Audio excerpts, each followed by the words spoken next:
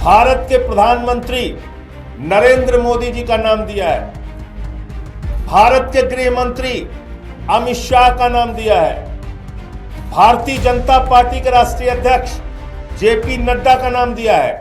दोस्तों, इस वक्त की एक बहुत महत्वपूर्ण खबर निकलकर सामने आई है। खबर यह है कि एक मामले में भारतीय जनता पार्टी के राष्ट्रीय अध्यक्ष जेपी नड्डा के साथ साथ गृह मंत्री अमित शाह और नरेंद्र मोदी साहब के खिलाफ एफआईआर दर्ज करने के आदेश कोर्ट ने दिए। यह दावा आम आदमी पार्टी का है, जिसको लेकर उन्होंने कई सबूत सामने रखे हैं और सवाल पूछा है कि आखिर जो एक खबर गोदी मीडिया चला रहा है, इसमें इन तीन नामों का जिक्र क्यों नहीं है। और यकीन मानिए कि हकीकत यही है कि इन तीन नामों का जिक्र न करके सिर्फ प्लेन खबर चलाई जा रही है, जिससे कम से कम उन लोगों को धक्का ना पहुंचे। यह खबर तो आपको दिखाऊंगा कौन सा ऐसा मसला है जिसको लेकर नरेंद्र मोदी साहब, गृह मंत्री अमित शाह साहब और तो और जेपी नड्डा साहब के खिलाफ एफआईआर दर्ज करने के आदेश कोर्ट ने दिए।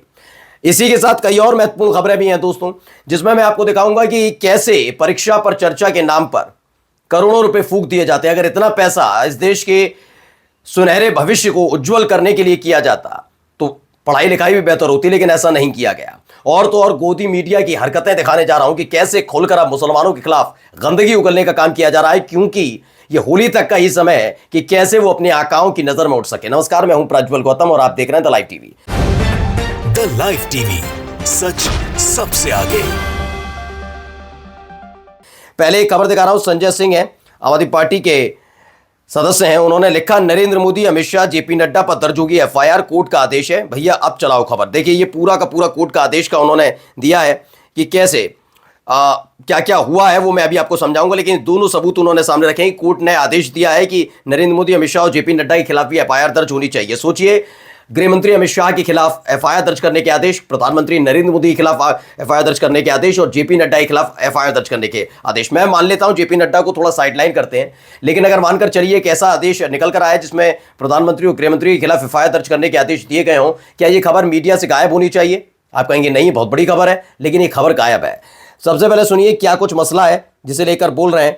ये शिकायत करता है शिव कुमार जी, और शिव कुमार जी ने यह कहा कि बहुत से स्थानों पर गलत ढंग से होर्डिंग्स लगाई गई है, पब्लिक प्रॉपर्टी पे होर्डिंग लगाई गई है, पोस्टर लगाया गया है, और इसके लिए उन्होंने थाने में शिकायत की। द्वारका में, वो द्वारका थाने में शिकायत उनकी दर्ज नहीं हुई, एफआईआर दर्ज नहीं हुई।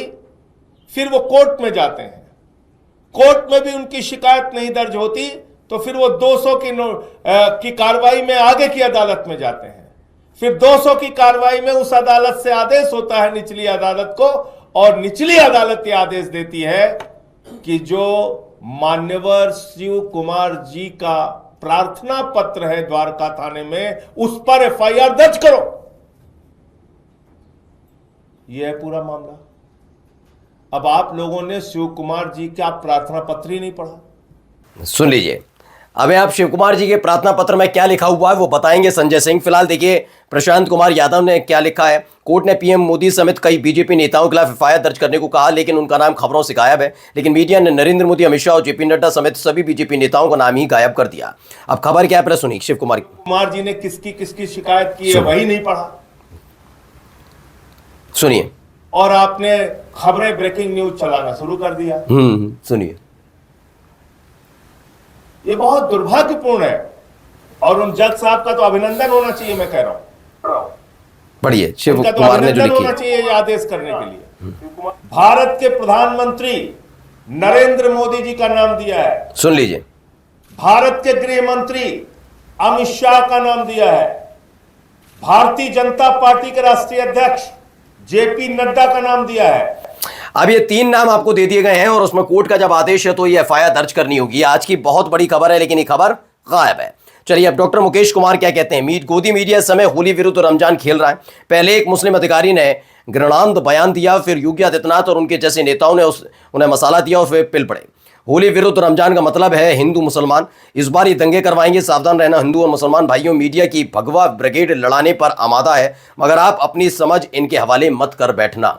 ये एक बड़ा ऐलान, मतलब बड़ी अपील डॉक्टर मुकेश कुमार की तरफ से की गई। जरा इनको भी सुन लीजिए क्या कुछ कह रहे हैं, सुनिए। भरोसे के लोग थे, कप्तान भी वही थे, और दिल्ली में ये अशोक जी की पार्टी की बड़े भाई की सरकार थी, कांग्रेस की।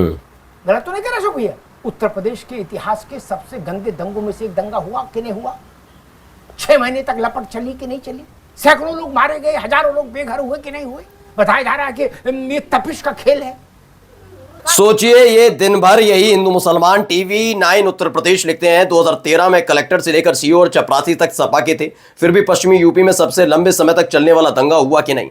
सबसे गंदा ये हुआ कि सपा सरकार ने जब मुआवजे की लिस्ट बनाई तो उस पर सुप्रीम कोर्ट ने कहा कि इसमें सिर्फ मुसलमानों के नाम है, ये नहीं चल सकता है। ये आज सारी चीजें बता रहे हैं, काफी चीजें तो गोधरा से जुड़ी हुई मुझे लगता है उसको भी लेकर जानकारी देनी चाहिए थी, लेकिन इनका ज्ञान क्यों ऐसा है समझ सकते हैं। अब देखिए, एक और खबर निकल कर आई है, ये आप बुलडोजर कार्रवाई देख सकते हैं।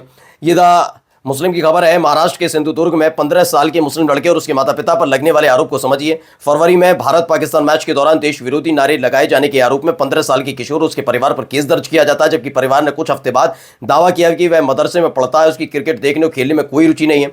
सिंधुदुर्ग के वरिष्ठ पुलिस अधिकारी ने पीटीआई भाषा को बताया कि मामले की जांच चल रही है, लेकिन उनके पास किशोर द्वारा लगाए गए नारे का कोई ऑडियो या वीडियो क्लिप नहीं है। घटना के बाद घर और उनकी दुकान को प्रशासन द्वारा अनाधिकृत संरचना बताकर ध्वस्त कर दिया जाता है, जिस पर कोर्ट की फटकार भी पड़ी थी। लेकिन मैंने कहा ना, खुला खेल चल रहा है, कोई आरोप का दस्तावेज नहीं, वीडियो नहीं, ऑडियो नहीं, सबूत नहीं, गवाह नहीं, लेकिन कहा ना बस लगाए हैं तो लगाए हैं और पाकिस्तान वाले नारे लगवाए हैं, ये बारी बात है ही है। अब आई, education ministry spent 64 crore 38 lakh किस पर? पीएम नरेंद्र मोदी की परीक्षा पर चर्चा वाली खबर। परीक्षा की पर चर्चा उन्होंने 2020 में से किया था शुरू, तब से अब तक 64 करोड़ 38 लाख रुपए खर्च हो चुके हैं। एजुकेशन मिनिस्ट्री का कहना है कि हमने परीक्षा पर चर्चा के नाम पर इतने पैसे फूंक दिए। मैं तो फूंक शब्द बोलूंगा क्योंकि इतना भी कोई बहुत अतिज्ञान नहीं दे देते थे जिससे लोगों के मन में, बच्चों के मन में आता हो अरे नहीं हम तो कुछ करेंगे, ऐसा तो नहीं है। लेकिन फिर भी डॉक्टर मुकेश कुमार लिखते हैं, सर्वे किया जाना चाहिए 65 करोड़ मोदी की छवि बनाने के लिए खर्च हुए या सचमुच में छात्रों का भला हुआ। एक अधपढ़े प्रधानमंत्री से परीक्षा की बातें सुनकर कितने छात्र प्रभावित और प्रेरित हुए होंगे, इसमें पूरा संदेह है।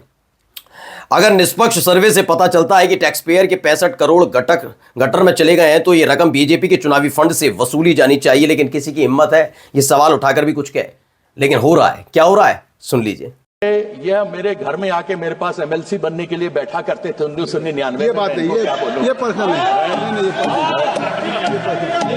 ये आप व्यक्तिगत आक्षेप नहीं करेंगे इस तरीके से ये कार्रवाई नहीं करेंगे। ये मुझे बताएंगे, ये इनको बात करने के तरीका नहीं, इनको बात करने की तमीज नहीं। माननीय कीर्ति आजाद, यह भारतीय जनता पार्टी के संस्कार है।